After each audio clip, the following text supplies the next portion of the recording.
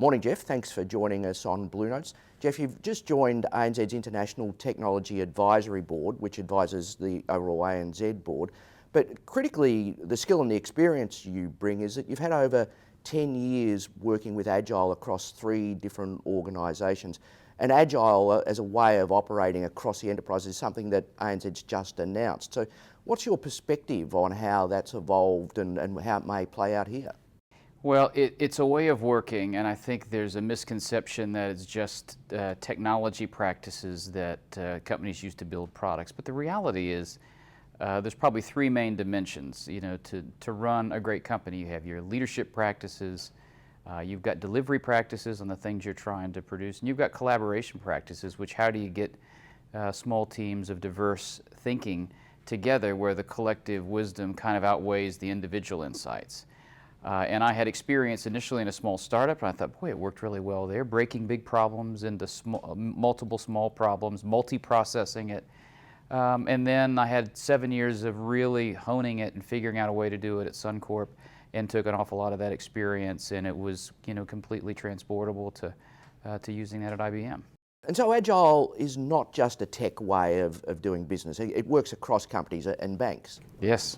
And in fact, I ran the shared service company for Suncorp, and I applied it in all areas, whether it was HR or it was risk or it was finance or procurement, as well as IT, because 2/3 of the practices are non-technology related. And is there a difference in how you would run Agile in different kinds of organisations, banks or technology? I don't think so, because IBM being a tech company and Suncorp and ANZ being a bank, the reality is you still have leadership practices. You have to figure out how you form cross-functional teams, how you distribute work in an efficient way that maximizes the throughput of the teams. I mean, a leader's role is quite simple in any company.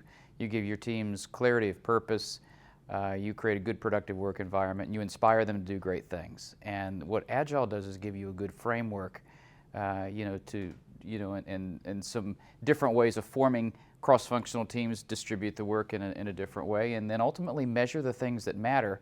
And then the focus is around the teams getting better, and that they become self-directed and a bit loosely coupled but tightly aligned to what the priorities are for the company that's using those practices. And looking back across that decade or so of experience that you've had, do critical moments leap out or things that are really necessary for Agile to succeed?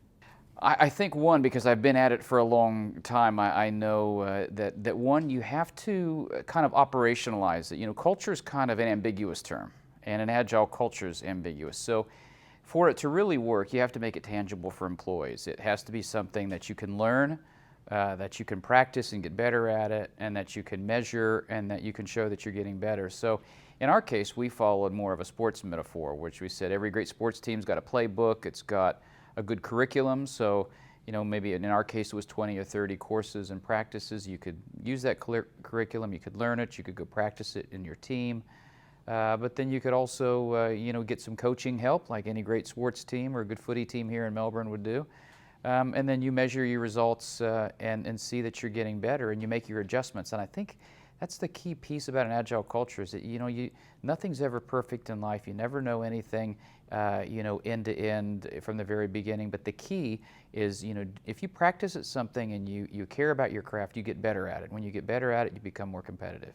And the things that you're measuring to see whether you're getting better, are they always the same, or do you have to adjust for different operations? They can be different things in companies. I mean, in a tech company where you're building almost strictly IT products a lot, you're measuring how fast you can get from design to completing it and getting into customers' hands, how much throughput you can get through a certain team, the cycle time that it takes from the time you decide to put new features in a product till the time it actually is in a customer's hands.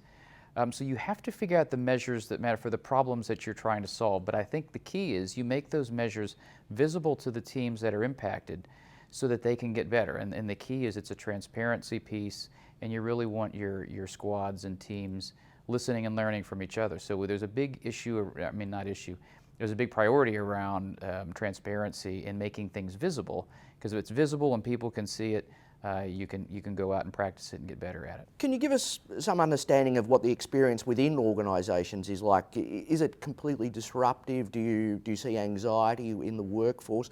What's the sort of mood when these Agile projects come through? I think there's probably anxiety with leaders because there's probably a bigger adjustment for leaders where the practitioners on the team, they're the ones on the pitch and they want to get better, they want to expand their skills, and it's a chance for them to become more multidisciplinary in the skills that they have. So my experience has been the practitioners lap it up, they get better at a faster rate than we ever give them credit for, independent of technology or where they're working. It could be mainframe systems, it could be new digital systems. The reality is age isn't a matter, technology is not a matter. It's the clarity on the purpose you're trying to solve and the passion that you bring into it, and that you have diversity of thought. And so it's big how you compose your team, no different than how you compose a great sports team. You have to have good chemistry.